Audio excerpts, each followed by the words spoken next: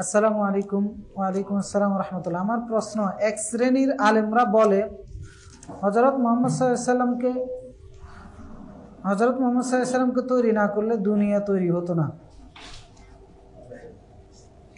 এটা তো ওই সিন্নিরা বলে যে এই যে রবিউল আউয়াল মাস চলতেছে, এই মাসে যাদের উপদ্রব একটু বেশি এরা এই কথাগুলো বলে যে রাসূল সাল্লাল্লাহু আলাইহি সাল্লামকে সৃষ্টি করা না হলে দুনিয়া বা কোনো কিছুই সৃষ্টি করা হতো না। এমনকি আমাদের ভালো ভালো অনেক আলেমের দেখছি যে বক্তব্য শুরুতে বলতো যে রাসূল সাল্লাল্লাহু আলাইহি সাল্লাম সৃষ্টি না হলে, কারণ এটা বলতো ওনারা অনেকগুলো বানোয়াট মিথ্যা মওদু হাদিস আছে যেগুলো মুহাদ্দিসিন কারণের কাছে ঐক্যমত্যের ভিত্তিতে এগুলো বানোয়াট হাদিস। ওই হাদিসগুলোর ভিত্তিতে ওনারা এই কথাগুলো বলতো। যেমন এর মধ্যে একটা হাদিস আছে যে লাউলা মা খালাকতা আদ-দুনিয়া, লাউলা কামা খালাকতা আদ-দুনিয়া। রাসূলকে আল্লাহ তাআলা বলতেছেন, এটা সম্ভবত দালাইলুন নবুওয়ার মধ্যে গ্রন্থের মধ্যে আছে যে রাসূলকে আল্লাহ তাআলা বলতেছেন যে যদি আপনি না হতেন তাহলে দুনিয়া তৈরি হতো না। এবার আরও আছে যে আউয়ালু মা খালাকাল্লাহু মিন নূরিকা, আল্লাহ প্রথম যা সৃষ্টি করেছেন সেটা হচ্ছে আপনার নূর। এই জাতীয় অনেকগুলো হাদিস আছে বানোয়াট, যেগুলোকে মুহাদ্দিস কেরামগণ বলছেন যে এগুলো হচ্ছে মাকযুব, মাওদু, বাতিল। এটি মিথ্যা, বানোয়াট, বাতিল হাদিস। তো এই বাতিল হাদিসগুলোর ভিত্তিতে তারা এই কথাগুলো বলা হয়। আর মূলত হচ্ছে এই কথাগুলোকে এস্টাবলিশ করার জন্য এই হাদিসগুলো বানানো হয়েছে। এখন সৃষ্টি জগৎ সৃষ্টি করেছেন কে? তা আল্লাহকে জিজ্ঞেস করেন যে আল্লাহ কি এ কথা বলছে কিনা। আল্লাহ কি বলে? আল্লাহ রাব্বুল আলামিন কি কোরআনে কোথাও বলেছে আমি রাসূলের কারণে এটা এটা সৃষ্টি করেছি? বলে নাই। যেমন আল্লাহ তাআলা হুয়াল্লাযী খালাকা লাকুম মা ফিল আরদি জামিয়া, তিনি তোমাদের জন্য আসমানে যা আছে, মা ফিল আরদি জামিয়া, জমিনে যা কিছু আছে সবকিছু তোমাদের জন্য সৃষ্টি করেছেন। তো এখানে তো বলে দিয়েছেন জমিনে যা সৃষ্টি করেছে তোমাদের জন্য সৃষ্টি করেছেন। তো রাসূল আল্লাহ তাআলা কি কোরআনে এরকম কোন একটা আয়াত বলেছেন যে রাসূলের কারণে তোমাদেরকে সৃষ্টি করেছে? আল্লাহ তাআলা বলেছেন ইয়াখলুকু মা ইয়াশা, তিনি যা ইচ্ছা তাই সৃষ্টি করেন। ওয়া ইয়াখতার মা ইয়াশা, তিনি যা ইচ্ছা তাই পছন্দ করেন। তা আল্লাহ রাব্বুল আলামিন এই ক্ষেত্রে স্বাধীন। এরপরে আল্লাহ রাব্বুল আলামিন সূরা যারিয়াতের মধ্যে বলে ওমা খালাকতুল জিন্না ওয়াল ইনসা ইল্লা লিয়াবুদুন, মানুষ এবং জিনকে সৃষ্টি করেছেন আল্লাহর ইবাদত করার জন্য। তা আমাদেরকে সৃষ্টি করেছেন, মানুষ সবাইকে সৃষ্টি করেছেন, জিন সবাইকে সৃষ্টি করেছেন আল্লাহর দাসত্ব করার জন্য। তো এখানে কি বলেছেন যে মুহাম্মদ সাল্লাল্লাহু আলাইহি ওয়াসাল্লামের জন্য সৃষ্টি করেছেন? সুতরাং এগুলো কোরআনের বক্তব্যের বিপরীত। আর এমনি এগুলো বানোয়াট হাদিস, এই সমস্ত কথাবার্তাগুলো বিশ্বাস করা যাবে না। এই কথাগুলোর কোনো ভিত্তি নেই। জুমার নামাজের সুন্নত কত রাকাত? এক এক হাদিস এক এক কথা বলেছে, এক এক শায়েখ এক এক কথা বলেন। হাদিস তো এক এক হাদিস এক এক কথা বলে নাই। জুমার নামাজের সুন্নত কালকেও মাগরিবের পর একজনের বুঝাচ্ছিলাম, জুমার নামাজের সুন্নত জুমার পরের সুন্নত নির্ধারণ করা আছে, জুমার আগে কোনো সুন্নত নির্ধারণ করা নাই। আবার কেউ যদি পরে নিষেধ করাও নাই। জুমার আগে কোনো সুন্নত নির্ধারণ করা নাই, কেউ যদি পরে নিষেধ করাও নাই। জুমার আগের সুন্নতটা হচ্ছে রাসূল সাল্লাল্লাহু আলাইহি ওয়াসাল্লাম খুতবা দিতে আসার আগে সাহাবায়ে কেরাম আরও যারা মুসল্লি ছিলেন মসজিদে চলে আসতেন আগে, আসার পরে কেউ সুন্নত পড়তেছেন মানে নামাজ পড়তেছেন, কেউ জিকির আজকার করতেছেন, কেউ কোরআন তেলাওয়াত করতেছেন, কেউ কথাবার্তা বলতেছেন যার যার মতো। রাসূলুল্লাহ এসে কাউকে বলেন না এই কথা বলিও না, এই সুন্নত পড়িও না, এই কোরআন তেলাওয়াত করিও না, এটা করো এটা করো, এই ধরনের কোনো নির্দেশনা তিনি দেন নাই, করার জন্য দেন নাই, নিষেধ হিসেবেও কোনো কিছু বলেন নাই। তো যারা যেটা করেছে সেটার প্রতি ওনার সম্মতি ছিল। সেজন্য বোঝা যাচ্ছে যে জুমার আগে খুতবা শুরু হওয়ার আগ পর্যন্ত নির্ধারিত কোনো সুন্নাহ নাই। আপনি আপনার ইচ্ছে 2 রাকাত পড়েন, 4 রাকাত পড়েন, অথবা কোরআন তেলাওয়াত করেন, অথবা জিকির আজকার করেন, এটা ইখতিয়ার করা আছে।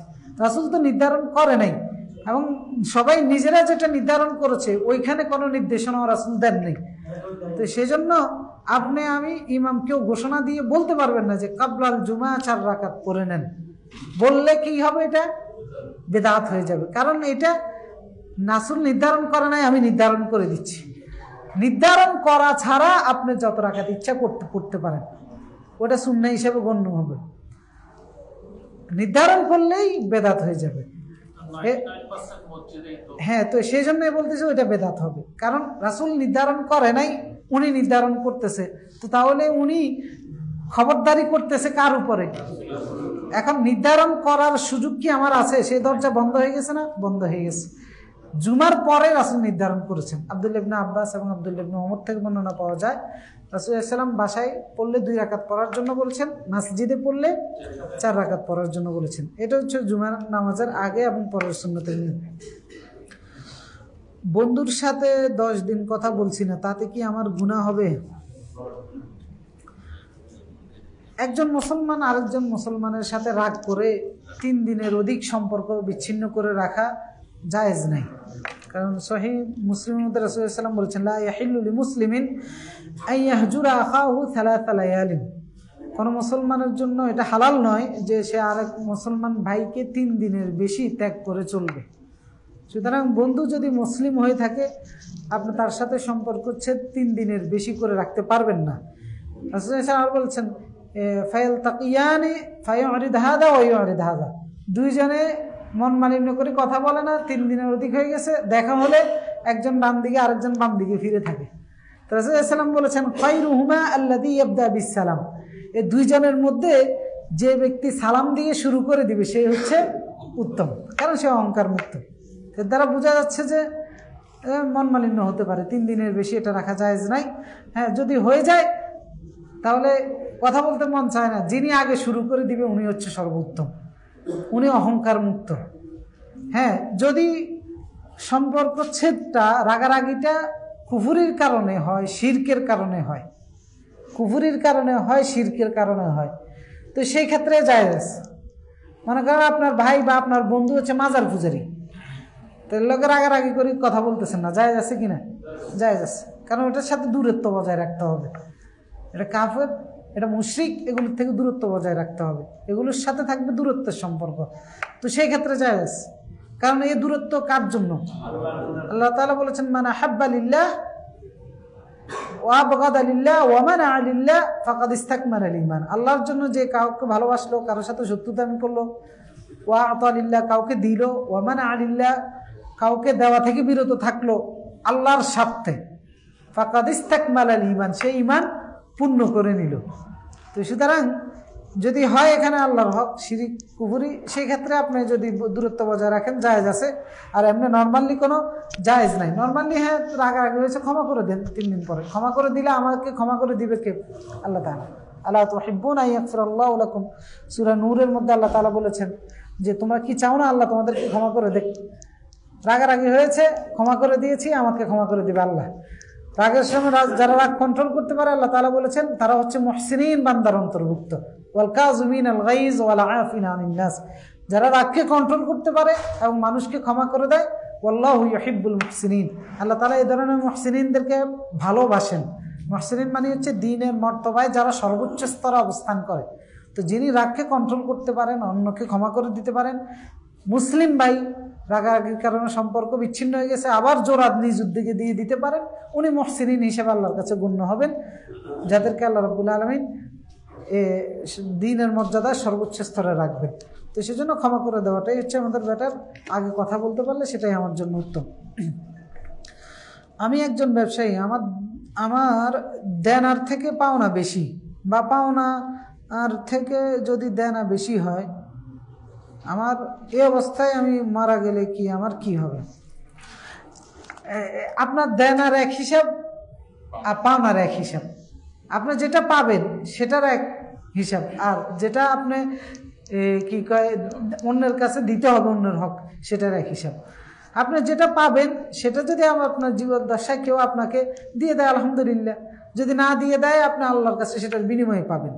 আর এমনও তো হতে পারে আপনি মারা গিয়েছেন, আপনার উত্তরাধিকারীকে এসে ওটা পরিশোধ করে দিয়েছে। তো সুতরাং আপনি আপনার মানুষের কাছে পাবেন এই আশায় মানুষেরটা দিবেন না, থাকার সুযোগ নেই, থাকলে নিশ্চিত বিপদে পড়বেন। কারণ আপনি মারা যাওয়ার পরে সে যদি দিয়ে দেয় মানে হিসাবটা মনে করতে চাইছিল যে প্লাসে মাইনাসে মাইনাস হয়ে যায় কিনা, মানে আমিও পাইলাম দিলাম না, আর আমিও যাদের কাছে পাইলাম দিলাম না। এখন আপনি মারা গেলে সে যদি আল্লাহর ভয়ে দিয়ে দেয় তো তখন আপনি কি করবেন? তো সেজন্য আপনি বান্দার হক যেটা আপনি নষ্ট করেছেন, আপনার মৃত্যুর পরেও সম্পদ না থাকলেও সেটা পরিশোধ করা দায়িত্ব, কারণ এটা আল্লাহ মাফ করবে না, কিয়ামতের দিন আল্লাহ আদায় করবে। তো কিয়ামতের দিন সম্পদ পাবেন কোথায়? এই জন্য এটা আদায় করে নিতে হবে। হ্যাঁ, সন্তানরা যদি আদায় করতে পারে এটা আপনার প্রতি ইহসান হলো, ইহসান এটা। কিন্তু আপনারই দায়িত্ব, আমারই দায়িত্ব, যদি আমি কারো কাছ থেকে ঋণ নিয়ে থাকি বান্দার হক সেটা পরিশোধ করা। পরিশোধ না করে মারা গেলে আমি কারো কাছে পাইলে যদি সে যদি পরিশোধ না করে, এটা তো বাড়তি পাওনা, আল্লাহ সেটার কারণে আমার কি দিব আল্লাহ বলেন। কিন্তু যদি সে পরিশোধ করে দিয়ে দেয় আপনার সন্তানদেরকে, তখন তো আপনি ধরা খেয়ে যাবেন। তো সুতরাং বান্দার পাওনা অবশ্যই পরিশোধ করতে হবে। রাষ্ট্রীয়ভাবে ইসলাম কায়েমের ব্যাপারে ইসলাম কি বলে দেখেন, আমাদের লাইফের অনেকগুলো স্তর আছে, ব্যক্তিগত জীবন, পারিবারিক জীবন, সামাজিক জীবন, রাষ্ট্রীয় জীবন। সকল স্তরে ইসলামের নির্দেশনা আছে কিনা? আছে। এই সকল স্তরে ইসলামের নির্দেশনাটাকে কায়েম করার নাম হচ্ছে ইসলাম কায়েম।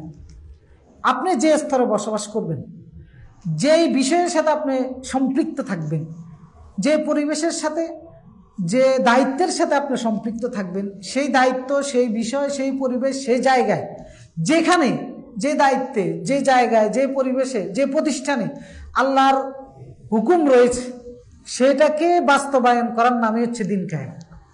এবার আপনি যদি রাষ্ট্রীয় কোনো দায়িত্বে অবস্থান করেন, সেখানে আল্লাহর যে আদেশ নিষেধ আছে সেটা বাস্তবায়ন করার নাম হচ্ছে রাষ্ট্রীয়ভাবে ইসলাম কায়েম করা। আপনার ব্যক্তি জীবনে যে নির্দেশনা আছে আল্লাহ, সেগুলো বাস্তবায়ন করার নাম হচ্ছে আপনি ব্যক্তি জীবনে দিন কায়েম করা। তা আল্লাহ তাআলা সূরা শুরার 13 নম্বর আয়াতে যেটা বলেছেন, শারা'a লাকুম মিনাদ-দীন মা ওয়াসসা বিহি নূহা ওয়াল্লাযী আওহাইনা ইলাইকা ওয়া মা ওয়াসাইনা বিহি ইব্রাহিমা ওয়া মূসা ওয়া ঈসা আন আকিমুদ-দীন ফালা তাতাফাররাকু।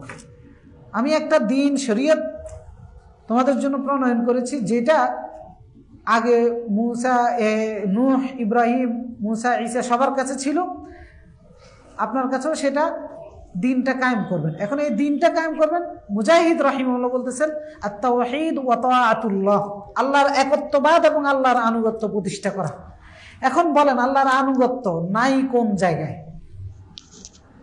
আমি যখন একটা শিশু, আমি যখন একটা যুবক, আমি যখন একটা পরিবারের প্রধান, আমি যখন একটা প্রতিষ্ঠানের প্রধান, আমি যখন একটা রাষ্ট্রের প্রধান, আমি যখন একটা কোনো সংশ্লিষ্ট দায়িত্ব পালন করতেছি, সকল ক্ষেত্রে আল্লাহর আনুগত্য আছে কিনা? তো যত ক্ষেত্রে আমার জন্য আল্লাহর আনুগত্য আছে, তত ক্ষেত্রে আমি আল্লাহর আনুগত্য প্রতিষ্ঠা করার নাম হচ্ছে দিন কায়েম। তো সুতরাং আপনার কোনো সম্পৃক্ততা যদি রাষ্ট্রের সাথে থাকে, সেই সম্পৃক্ততার ক্ষেত্রে আপনি আল্লাহর আদেশ নিষেধ বাস্তবায়ন করবেন, এটার নাম হচ্ছে রাষ্ট্রীয়ভাবে ইসলাম কায়েম। তো সুতরাং আপনি যদি দেখেন এই রাষ্ট্রের কোনো সিদ্ধান্তে আপনার সম্পৃক্ততা রয়েছে, তো সেই সম্পৃক্ততার মধ্যে আপনি ইসলামী নির্দেশনাকে বাস্তবায়ন করবেন, এটার নাম হচ্ছে রাষ্ট্রীয়ভাবে ইসলাম কায়েম। তো এটা যদি থাকে তাহলে সর্বক্ষেত্রে, যারা আমার হাতের নাগালে যখন যেটা আমি করব, সেটাই কোরআন সুন্নাহর নির্দেশনা মোতাবেক করার নাম হচ্ছে দিন কায়েম। এবারে যখন আমার ওই হাতের নাগালের কাজটা রাষ্ট্রের সাথে সম্পৃক্ত বিষয় হবে, সেখানে আমি আল্লাহর নির্দেশনা বাস্তবায়ন করার নাম হচ্ছে দিন কায়েম। এটা নিয়ে জটিলতা তৈরি করার কোনো সুযোগ নাই যে এটা আলাদা জিনিস না, আলাদা জিনিস নয়, জীবনের সাথে সম্পৃক্ত। আবার এটাকে অবহেলা করারও কোনো সুযোগ নাই যে রাষ্ট্রীয় বিষয়, এটা রাজনীতির বিষয়, ইসলামের সম্পর্ক নাই, এরকম কোনো বিষয় না। কারণ ইসলামের সম্পর্ক যদি থাকে, সেখানে আপনি ইসলামের বিষয়টাকে নিয়ে আসবেন, ওটার নাম হচ্ছে দিন কায়েম। কারণ আপনার কোনো যদি কিছু থাকে রাষ্ট্রীয়ভাবে, এটা আজকে একদিনের জন্য থাকতে পারে, আবার 1 বছর পরেও একদিনের জন্য হইতে পারে, একটা মুহূর্তের জন্য, যখনই আপনার হাতের নাগালে যেটা আসবে।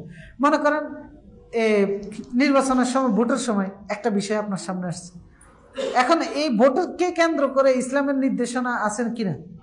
আছে। ভালো লোকটাকে বাছাই করবেন, ইসলামের নির্দেশনা আছে, তো সেই ক্ষেত্রে আপনার মতামতটা ভালো লোকের পক্ষে দিলেন, এটার নামও দিন কায়েম। আমি মসজিদে আছি, এই মসজিদের নির্দেশনা, মসজিদের কার্যক্রমগুলো কোরআন সুন্নাহ মোতাবেক পরিচালনা করব, এখানে যা হচ্ছে কোরআন সুন্নাহ মোতাবেক হবে, দিন কায়েম কিনা? দিন কায়েম।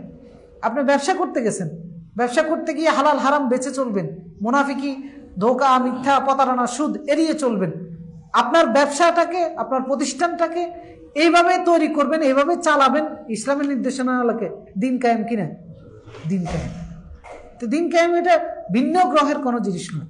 জন্ম থেকে মৃত্যু পর্যন্ত যা কিছুর সাথে আমি সম্পৃক্ত হব, যা কিছু করব, এই সব কিছুর মধ্যে আল্লাহর নির্দেশনা, আল্লাহর আনুগত্যকে নিয়ে আসার নাম হচ্ছে দিন কায়েম। তাহলে যদি সেটা না থাকে, ওইটাকে আমাকে নিয়ে আসতে হবে। আমার যতটুকু হাতের নাগালে আছে এই নিয়ে আসার নাম হচ্ছে দিন কায়েম। এবার রাষ্ট্রীয়ভাবে যদি কোনো বিষয় আমার হাতের নাগালে আছে যে এটা রাষ্ট্রীয় বিষয়, কিন্তু এটা বাস্তবায়ন করা বা এটা তুলে ধরা আমার কাছে এসেছে, তো সেখানে আমি ইসলামেরটা তুলে ধরবো, বাস এটার নাম হচ্ছে দিন কায়েম। এটা আলাদা এক শ্রেণীর মানুষে করবে এরকম না, আমাদের প্রত্যেকেরই করার সুযোগ আছে। যখন যার যেটা করার সুযোগ আছে সেক্ষেত্রে করতে হবে।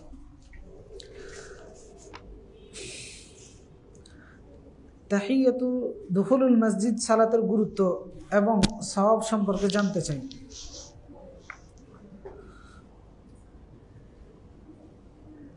দুখুলুল মসজিদ তো এই যে হাদিস এখানেই আছে, সহিহ বুখারীর মধ্যে রাসূলুল্লাহ সাল্লাল্লাহু আলাইহি ওয়াসাল্লাম যেটা বলেছেন যে ইদা জা আহাদুকুমুল মসজিদ ফালা ইয়াজলিস হাত্তা ইউসাল্লি রাকাতাইন, তোমাদের কেউ যদি মসজিদে আসে সে 2 রাকাত পড়ার আগে যেন বসে না যায়। সুতরাং এই রাসূলের এই নির্দেশের কারণে 2 রাকাত, আপনি বসতে চাইলে 2 রাকাত পড়তে হবে যদি মসজিদে।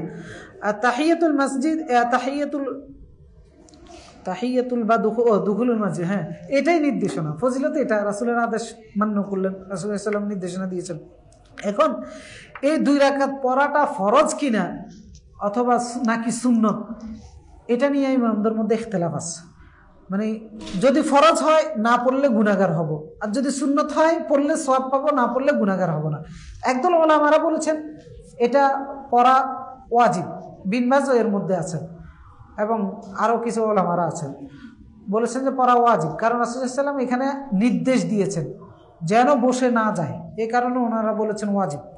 আর একদল ওলামারা বলছেন যে না, এটা ওয়াজিব নয়, তবে পড়াটা সুন্নত মুআক্কাদা, মানে বিশেষ গুরুত্ব দেওয়া সুন্নত, পড়তে হবে, পড়ার জন্য চেষ্টা করতে হবে, ওয়াজিব না। কেন? ওনারা বলেছেন রাসূলুল্লাহ সাল্লাল্লাহু আলাইহি ওয়াসাল্লাম নির্দেশ দিয়েছেন, তিনি পড়েন নাই। আমি যে খুতবা দিতে আসছি আমি পড়ছি? পড়ি নাই, এসে ডাইরেক্ট মিম্বরে উঠে গেছি। রাসূলুল্লাহ সাল্লাল্লাহু আলাইহি ওয়াসাল্লাম তিনি জামাতের সময় হলে তিনি তার কামরা থেকে আসতেন, এসে একামত দিতে নামাজ পড়াইতেন, নামাজ পড়ানো শেষ আবার চলে যেতেন, সুন্নতগুলো বাসায় পড়তেন। এরপরে জুমার খুতবার সময় উনি এসে খুতবা দিতেন সরাসরি, এই সুন্নত পড়েন নাই। এ কারণে ওনারা বলে যে রাসূলুল্লাহ সাল্লাল্লাহু আলাইহি ওয়াসাল্লাম এটা পড়ে নাই, উনি নির্দেশনা দিয়েছেন, এই কারণে এটা ওয়াজিব নয়, সুন্নত মুআক্কাদা। তো ওনারা বলছেন যে রাসূল পড়েন নাই কারণ রাসূল বসেন নাই, এই কারণে পড়েন নাই। তো ওনারা বলছেন যে হ্যাঁ, যদি এটা ওয়াজিব হতো তাহলে না পড়ে তিনি বসতেন না। যদি এটা ওয়াজিব, শরীয়তে বাধ্যতামূলক হতো, তাহলে তিনি বসেন বা না বসেন, তিনি ওইটা পইরাই বাকি কাজ সম্পাদন করতেন। তো এই যে রাসূলের নির্দেশনা থেকে সরার একটা ইঙ্গিত পাওয়া যায়, এই ইঙ্গিতের কারণে একদল ওলামারা বলেছেন যে এটা ওয়াজিব নয়। তা আমরা বলবো যে ইচ্ছা করে কেউ এটা ছেড়ে দেওয়া উচিত নয়, আর অনিচ্ছা সত্ত্বে যদি ছুটে যায় কেউ গুনাহগার হবে না। এই জন্য এটা মসজিদে এসে বসতে চাইলে পড়াটা উচিত।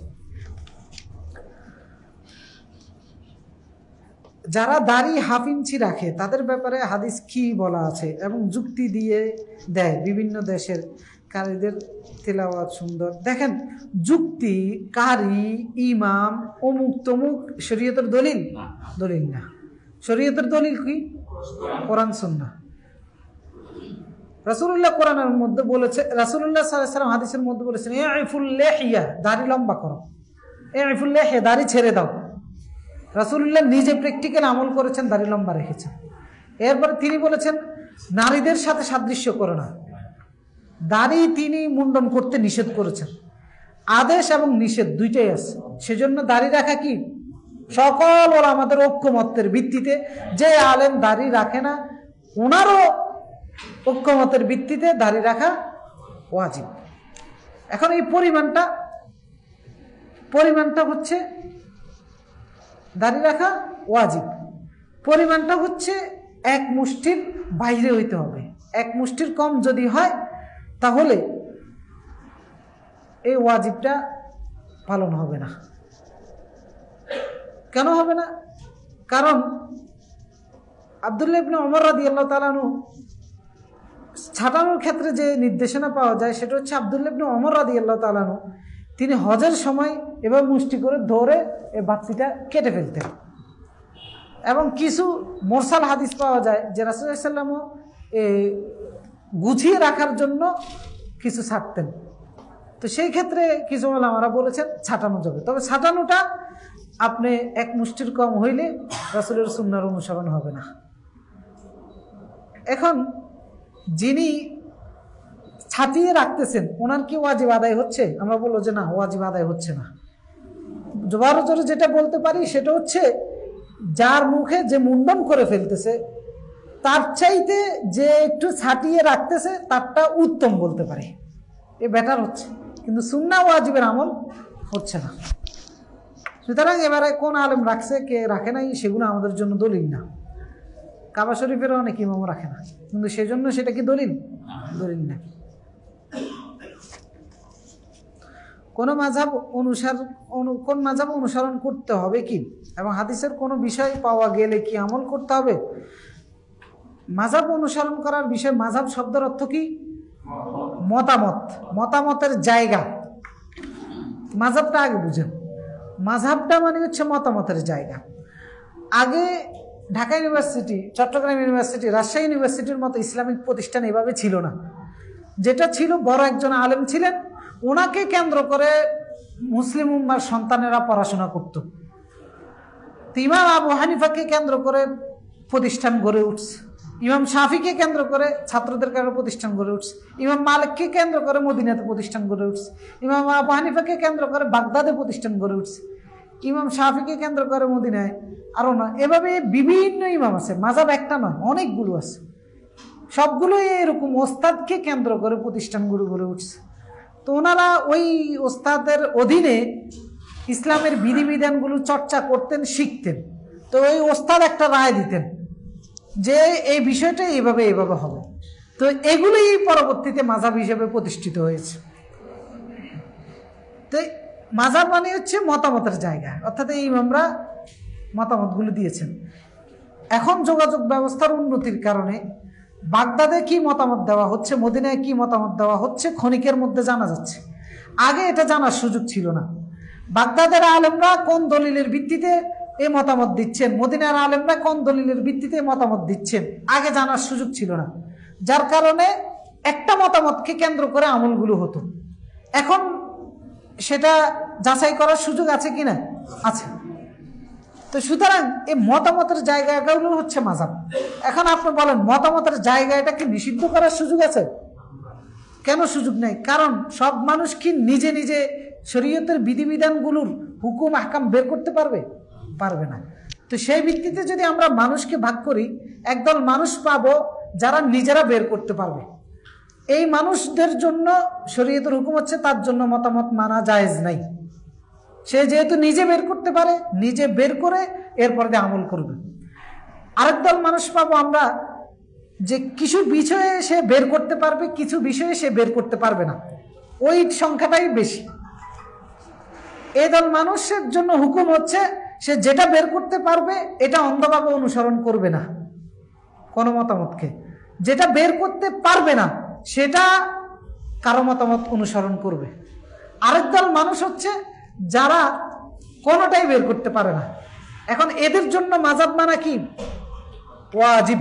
কারণ আল্লাহ তাআলা বলেছেন ফাসআলু আলা যিকর ইন কুনতুম লা তা'লামুন, না জানলে যারা জানে তাদের কাছে জেনে নাও। এজন্য ঢালাওভাবে বলার সুযোগ নাই মাযহাব মানা যাবে না, আবার ঢালাওভাবে অন্ধভাবে মাযহাব মানতেই হবে এটা বলারও সুযোগ নাই।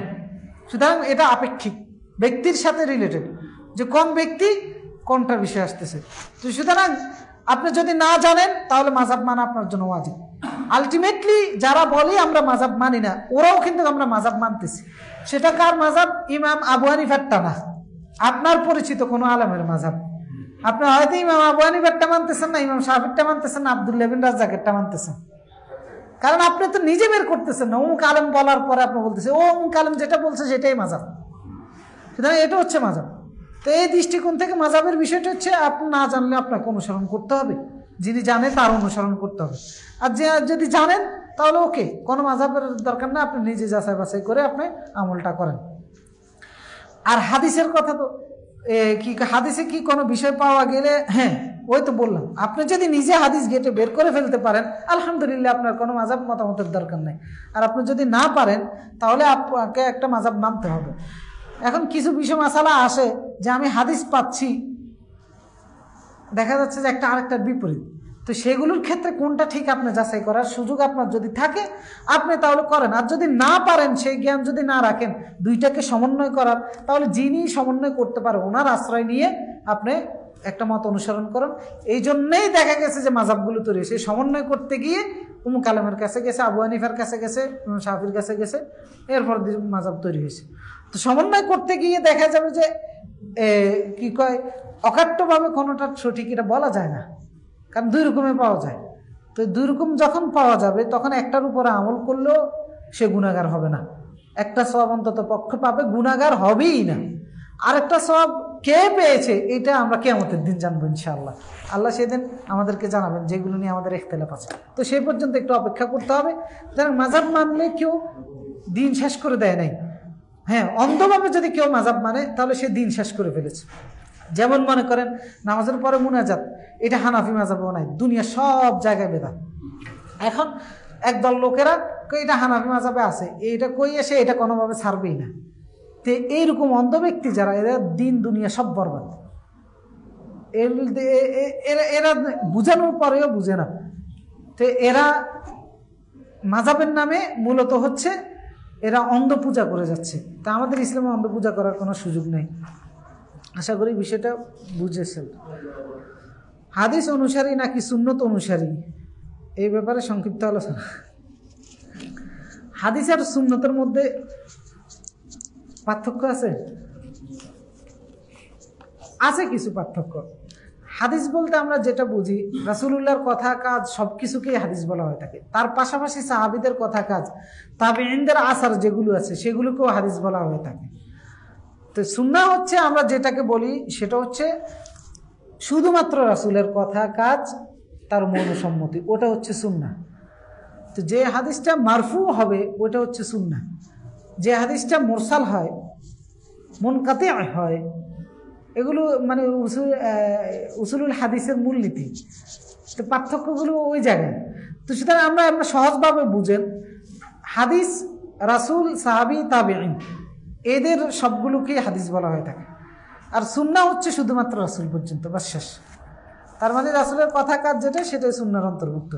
সুতরাং সব হাদিস অনুসরণীয় নয়, কিন্তু সুন্নাহ অনুসরণীয়, সব ধরনের সুন্নাহ অনুসরণীয়।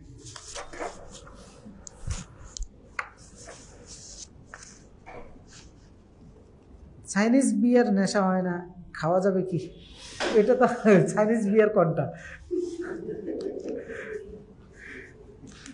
দেখেন, নেশা জাতীয় দ্রব্য কুল্লু মুসকিরিন হারাম, নেশা জাতীয় যত উপাদান আছে সব হারাম। এখন আপনি বলতে পারেন যে পান জর্দা যারা খায় এরা এই সলচাতুরির আশ্রয় নেয়, এরা বলে যে জর্দা খাইলে তো নেশা হয় না, মানে অল্প খাইলে হয় না, বেশি খাইলে হয়। হ্যাঁ, তো রাসূল সাল্লাল্লাহু আলাইহি ওয়াসাল্লাম আরেক হাদিসে বলেছেন মাসকারা কালিলুহু মাসকারা কাসীরুহু ফাকালিলুহু হারাম। যেটা করলে নেশা, যেটা অল্প খাইলে নেশা হয় সেটা অল্প খান বেশি খান উভয়টা হারাম। যেটা বেশি খাইলে নেশা হয় সেটা অল্প হইলেও হারাম। তো জর্দা আপনি যদি খান বেশি খাইলে, কারণ আমি আমার এক আত্মীয়কে দেখছি উনি জর্দা খায়, ওনারও হাদিসটা বলছি, আর কাঁচা মরিচ 1 কেজি আনি দিই, তুমি খাইতে পারবা? বেশি খাইলে তুমি তো পাগল হয়ে যাবে। তো তাহলে কি আল্লাহ, পরে এবারে আমি তো চিন্তা করলাম কিন্তু নেশা যেহেতু হয় না, পরে আমি এই হাদিসটা পাইছি। রাসূল সাল্লাম বলছেন হ্যাঁ, নেশা যেখানের মধ্যে উপাদানের মধ্যে যে উপাদানে থাকবে সেটা অল্প হোক বেশি হোক খারাপ।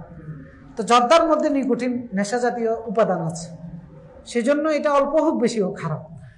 তো সুতরাং বিয়ার আপনি কোনটা খাচ্ছেন নেশা হয় না, সেটা অল্প হোক বেশি হোক খারাপ।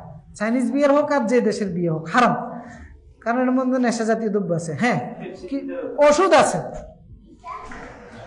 কিছু ওষুধ আছে যেটা অ্যালকোহল, সেটা ওজোরের কারণে জায়েজ হচ্ছে, আপনার অসুস্থতা দূর করার জন্য ওজোর হিসাবে জায়েজ হচ্ছে, নর্মালি আমরা জায়েজ না।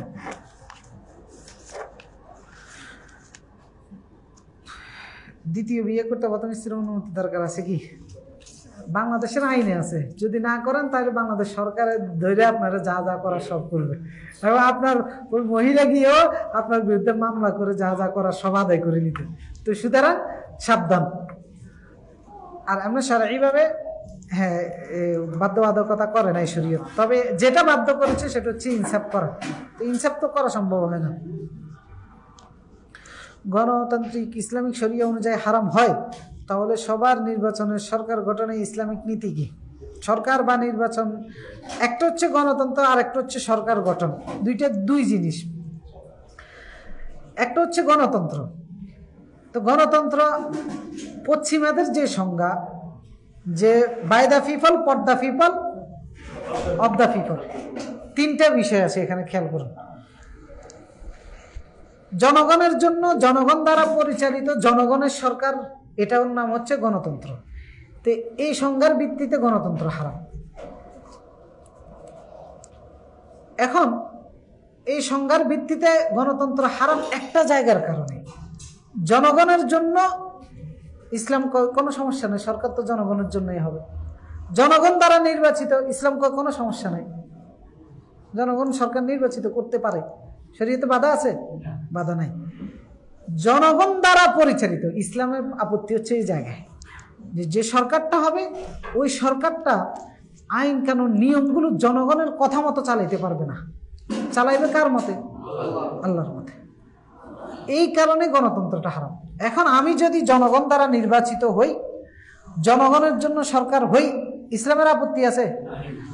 আমি যদি সরকার পরিচালনা করি জনগণের মতামতের বাইরে, ইসলামের আপত্তি আছে? তাহলে গণতান্ত্রিকভাবে নির্বাচিত সরকার, ইসলামের আপত্তি আছে? জনগণ যদি সরকার নির্বাচন করে, বাছাই করে, ইসলামের আপত্তি আছে? কেন নাই? কারণ ইসলাম সরকার নির্বাচন করার জন্য কোনো নির্দিষ্ট পদ্ধতি দেয় নাই, যে এই পদ্ধতির বাইরে তুমি সরকার নির্বাচিত করতে পারবে না। প্রমাণ কি? রাসূলুল্লাহ বিপ্লবের মাধ্যমে মদিনায় আগমন করে, কোনো বিপ্লব না, পরামর্শের ভিত্তিতে বাস রেডিমেড পাই গেছেন রাসূল সাল্লাল্লাহু আলাইহি ওয়াসাল্লাম। এরপরে আবু বকর ক্ষমতায় বসছেন আরেকটা পদ্ধতিতে, সেটা কি? পরামর্শের ভিত্তিতে। রাসূল মারা গিয়েছেন, সাহাবায়ে কেরাম পরামর্শ করে আবু বকরকে ক্ষমতায় বসাইছেন, ইসলামের আপত্তি আছে পরামর্শ করে যদি সরকার বসানো হয়? এরপরে ওমর রাদিয়াল্লাহু তাআলা ক্ষমতায় বসেছেন ওসিয়তের ভিত্তিতে, আবু বকর রাদিয়াল্লাহু ওসিয়ত করেছেন। ওসমান আরেকটা পদ্ধতিতে, আলী আরেকটা পদ্ধতিতে। এই যে ভিন্ন ভিন্ন পদ্ধতি, রাসূলও নির্ধারণ করে যায় না এই পদ্ধতিতেই হইতে হবে। এর দ্বারা বোঝা যাচ্ছে যে ইসলাম এটা উন্মুক্ত রেখেছে, আপনি সরকারে যাওয়ার জন্য যে কোনো পদ্ধতি অ্যাপ্লাই করতে পারেন। আপনি একজনে আপনাকে বসাই দিছে, যেটাকে আমরা রাজতন্ত্র বলি, ওকে, ইসলাম কোনো সমস্যা নেই। আপনি মানুষের মতামতের ভিত্তিতে একটা সরকার গঠন করেছেন, ইসলামের কোনো আপত্তি নেই। আপনি বিপ্লবের মাধ্যমে এক দলের ফিডাইয়া এরপরে যে আপনার ক্ষমতা নিলেন, ইসলামের কোনো আপত্তি নেই। ক্ষমতায় যাওয়ার পরে আপনি সরকার কিভাবে পরিচালনা করবেন সেখানে ইসলাম নির্দেশনা দিছে। তো সেখানে যদি আপনি বলেন যে আমি ক্ষমতায় যাওয়ার পরে ইসলামের বাইরে সরকার পরিচালনা, ওকে, কোনো সমস্যা নেই। তাহলে গণতান্ত্রিকভাবে নির্বাচিত সরকারও সমস্যা নেই। ইসলাম নির্বাচিত সরকার যদি জনগণের মতামতের ভিত্তিতে সিদ্ধান্ত নেয় যে ইসলামের এই বিষয়টা আমরা মানি না, আমরা জনগণ চাচ্ছে এইটা, আমরা এটা করব, তাহলে ওই সরকারের প্রতি ইসলামের আপত্তি আছে। নির্বাচিত সরকার যদি বলে যে আমরা জনগণ যতই চাক আমরা করব না, এটা কোরআন সুন্নাহর বাইরে, তাহলে গণতান্ত্রিকভাবে নির্বাচিত সরকারের প্রতিও ইসলামের কোনো আপত্তি নেই। বিষয়টা বুঝছেন তো? বিষয়টা হচ্ছে এটা। তো যদি এভাবে হয় তাহলে গণতান্ত্রিকভাবে সরকার, ইসলামিক সরকার যদি আপনি নির্বাচন করেন, ইসলামপন্থীদেরকে নির্বাচন করেন, তাহলে কোনো আপত্তি আছে ইসলামের? ইসলামের কোনো আপত্তি নেই। হ্যাঁ, পশ্চিমাদের দেওয়া এই থিওরিটাকে, এটাকে নর্মালাইজেশন করা যাবে না, কারণ এটার আবির্ভাবক হচ্ছেন ওরা। এইটাকে নর্মালাইজেশন করা যাবে না। কারণ এইটার আবির্ভাবক যারা, তারা যে পদ্ধতিতে এটাকে আবিষ্কার করেছেন, ইসলাম এটার সাথে দ্বিমত আছে। সেজন্য এইটাকে নর্মালাইজেশন করা যাবে না মানুষের মধ্যে চর্চার মাধ্যমে, বরং এটাকে আমরা ওজোর হিসেবে মানুষের মধ্যে তুলে ধরতে পারি, যে বিকল্প না থাকার কারণে ইসলাম তো সরকার নির্বাচিত করার কোনো পদ্ধতি আমাদের জন্য নির্দিষ্ট করে নাই, সবগুলো পদ্ধতি আমাদের জন্য অ্যাপ্লাই করার সুযোগ রেখে দিয়েছে। সুতরাং এই পদ্ধতিটাকে আমরা সেই হিসাবে নিচ্ছি, এটাকে আবশ্যক হিসাবে নিচ্ছি না, এটাকে ওজোর হিসাবে নিচ্ছি। অন্যান্য পদ্ধতি যেগুলো ইসলামের মধ্যে আছে সেগুলো আমরা এখন সেগুলোর মধ্যে প্রবেশ করতে পারতেছি না বিদায়। হ্যাঁ, সেগুলোর মধ্যে আপনি এখন বিপ্লব করবেন, সেনাবাহিনী আপনারা দিবে, লাথি মারি ফেলাই দিবে, তো তাহলে আপনার জন্য বিকল্প তো সামনে নাই। যার কারণে এই হিসেবে ওজোর হিসেবে আপনি এটা নিতে পারেন, তবে এটাকে নর্মালাইজেশন করা যাবে না। মানে শুকুরের মাংসকে হারাম হারামে বলতে হবে। আপনি খাবার পাচ্ছেন না, এই কারণে আপনার জন্য জায়েজ হয়েছে, সে কারণে জায়েজ বলতে পারবেন, হারামটাকে হালাল বলার কোনো সুযোগ নেই। ওই হিসাবে আপনি এটার সাথে একত্র করে থাকতে পারেন। তো সুতরাং এটাকে নর্মালাইজেশন করা যাবে না। আর সরকার নির্বাচনের জন্য তো ইসলাম কোনো নির্দিষ্ট পদ্ধতি আমাদেরকে বাধ্য করে দেয় নাই, যে কোনো পদ্ধতিতে সরকার হইতে পারে। ঈদে মিলাদুন্নবীর ব্যাপারে কিছু বলে মানে, ঈদে মিলাদুন্নবী মানে হচ্ছে রাসূলুল্লাহ সাল্লাল্লাহু আলাইহি ওয়াসাল্লামের জন্মদিনের ঈদ। তো রাসূলুল্লাহ সাল্লাল্লাহু আলাইহি ওয়াসাল্লামের জন্মদিনে সাহাবায়ে কেরাম কোনো ঈদ পালন করেছেন? পালন করে নাই। তো সুতরাং এর দ্বারা বোঝা যাচ্ছে যে এটা পালন করা বেদাত, এবং এটা পালন করা শরীয়তের একটা বিকৃতি হিসেবে গণ্য হবে। কারণ রাসূলুল্লাহ সাল্লাল্লাহু আলাইহি ওয়াসাল্লামও করে নাই, তার সাহাবীরা করে নাই, তার পরবর্তী 400 বছর পর্যন্ত আর কেউ করে নাই।